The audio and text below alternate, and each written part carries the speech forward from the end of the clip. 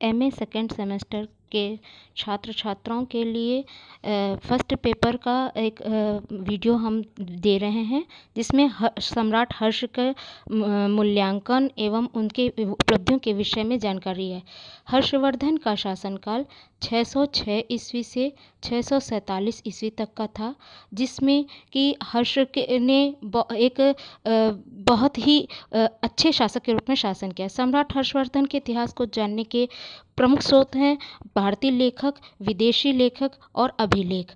भारतीय लेखकों में उनके दरबारी कवि बाणभट्ट, जिनका हर्षचरित और कादंबरी है, आर्यभट्ट, मंजूश्री कल्प और हर्ष नागानंद, प्रियदर्शिका और रत्नावली से जानकारी हमें हर्ष के विषय में प्राप्त होती है।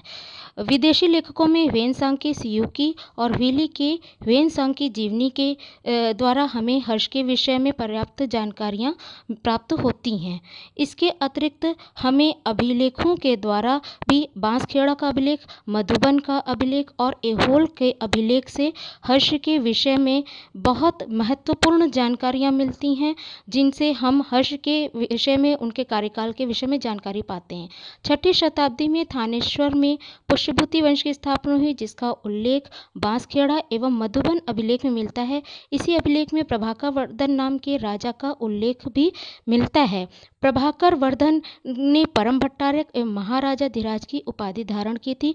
प्रभाकर वर्धन की 3 संतान थी, राज्यवर्धन, हर्षवर्धन, राजश्री। राजश्री का विवाह मौखरी नरेश गृहवर्मा के साथ हुआ था। मालवा नरेश देवगुप्त एवं बंगाल के गौड़ नरेश शशांक जो मित्र थे, उन्होंने मौखरी नरेश की हत्या कर दी। राज्यवर्धन ने देवगुप्त को परास्त करके राजश्री को मुक्त कराया और उसे कन्नौज की सत्ता सौंपी। तत्पश्चात राज्यवर्धन की शशांक ने हत्या कर दी। मालवा नरेश देवगुप्त एवं राज्यवर्धन की मृत्यु के बाद हर्षवर्धन एवं कामरूप नरेश भास्कर व जो कि आपस में मित्र थे, उन्होंने संयुक्त रूप से गौड़ नरेश शशांक पर चढ़ाई कर दी। इधर कन्नौज का राज्यभार भी हर्षवर्धन के ऊपर आया और उसने शिलादित्य की उपाधि धारण की। हर्ष के पूर्वज शैव मतानुयायी थे। हर्ष भी शैव धर्म को मानता था। सोनीपत से प्राप्त मुहर में उसे परम महेश्वर कहा गया है। कालांतर में वह बौद्ध धर्म की ओर आकृष्ट हुआ और उसने प्रचार प्रसार के लिए अनेक बौद्ध मठों की स्थापना की, विहार का निर्माण किया।